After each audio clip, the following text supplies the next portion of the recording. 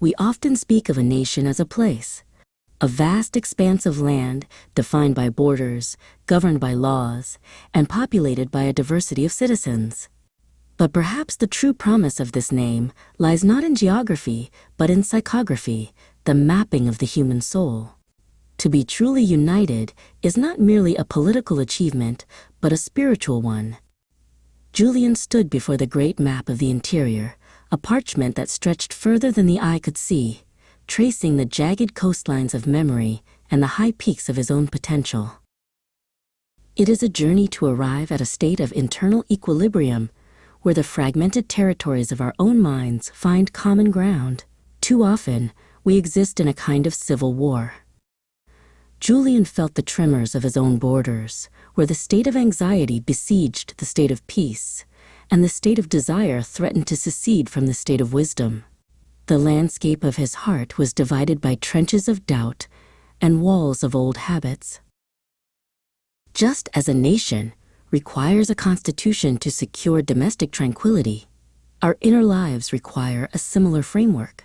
To end the internal strife, Julian took up a heavy quill. He began to draft the Constitution of the Self. This was not a list of demands, but the practice of equanimity. It was the establishment of checks and balances within the mind, ensuring that no single emotion could act as a tyrant over the rest. In this internal republic, Julian decreed that anger would be allowed a voice, but not a veto.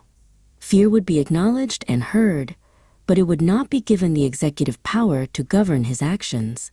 He held the scales of his own judgment, weighing the heavy lead of his worries against the light gold of his aspirations, seeking the middle way that allows a person to move forward without being pulled apart.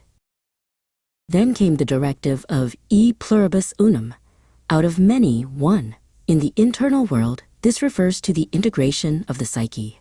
Julian realized he was not a single, unchanging point, but a multitude. He looked down to see a younger version of himself, a child full of wonder and unbridled curiosity. This child was the first citizen of his union, a spark of pure being that needed protection and a seat at the table. But the union was not yet complete. From the shadows of the library stepped Elias, a man with silver hair and eyes that held the depth of 1,000 sunsets. Elias was the elder Julian would one day become, the keeper of wisdom and the harvester of experiences. Julian realized that to be united, he had to honor the man he was becoming just as much as the boy he used to be. We are our shadow and our light. To reach the United States of the soul is to embrace this multiplicity without losing our center. Julian sat in the quiet center of his being, watching the shifting moods and the noise of the world pass like clouds. He understood now that there was a singular, observing consciousness, a union that held all his different ages and emotions together in a single, sacred bond. True liberty, Julian discovered, is not just the freedom to do what we want. It is the freedom from being enslaved by our own reactivity. It is the moment we stop reacting to the world like a leaf in the wind and start acting from our own center. He watched as the heavy chains of his old knee-jerk impulses crumbled away, leaving him standing tall and unburdened in the hall of his own mind. Perhaps the founders touched upon a universal law, that external harmony is impossible without internal unity. The experiment of democracy asks us to govern ourselves.